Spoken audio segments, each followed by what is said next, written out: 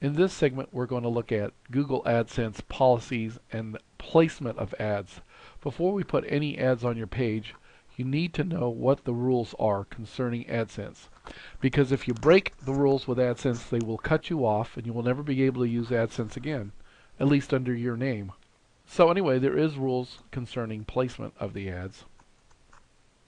And if you look on my electric bike page, this is the electric scooters part of the website, you'll see that there is a string of Google ads right here. Now, Google has real strict rules that say you cannot remove or alter the code of AdSense in any way. In other words, don't try to get rid of this. Leave it there. Don't. When you paste the Google AdSense code into your website, you do not want to alter it in any way, shape, or form. They will cut you off for that.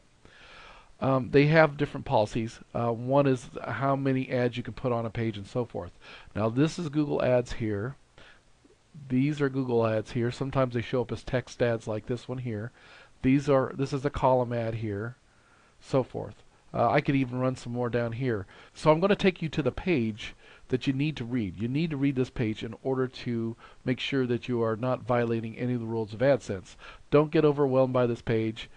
If you go to Google's help page, you can go here. Once you get to that page, you want to click on Policy and Traffic Quality Guidelines, and you want to go to Ad Implementation Policies. Okay, now there's all these things. They tell you everything that you need to avoid on AdSense. Okay, for example, you don't want to encourage accidental clicks. You don't want to format content to mimic ads and so forth. There's all these rules. For example, here's an example of something that's not acceptable. Having your menu and then putting AdSense ads in between your menu like this to fool people into clicking on it. They don't like that. Here's another one, putting graphics like you're clicking on a button that's important, so people will be fooled. Here you have site links. These are links that are on your site to other pages, and then you put the ads underneath there. But you want to try to follow their policies as close as you can. And so they've got all these different things where there's unacceptable policies. Here's another one. Don't put pictures over the tops of these. You know, they don't want you to do that. Just a whole bunch of things. Now, the other thing that's really important for you to look at is this line right here, Google Link Unit Limit per Page. You may place up to 3 link units on a page. Now, these are link units. You can place up to 3 of those on a page, right there. Okay? And then the same thing, there's a limit to how many ad units. I think that might be 3 also. In addition to the 3 standard ad units and 2 search boxes. So on this you could have 3 of these that either run in this way or run in this way. They also run horizontally as well. So I've got 1 and I've got 2 here and I've got 1 link unit. So I can put another link unit somewhere on this page or down at the bottom if I wanted to, plus another one. You know, so I could actually maximize all this white space better. So there's these rules, but you need to read that line right there. This section right in here talking about, especially this line right here, about ad units and link units. Very, very important. Muy importante.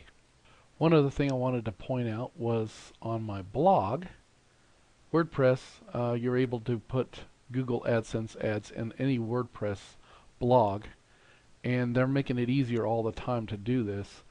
This is a specialized area where you're going to have to go into the WordPress code areas and drop it in, but I'm going to show you on a later video on how to do that.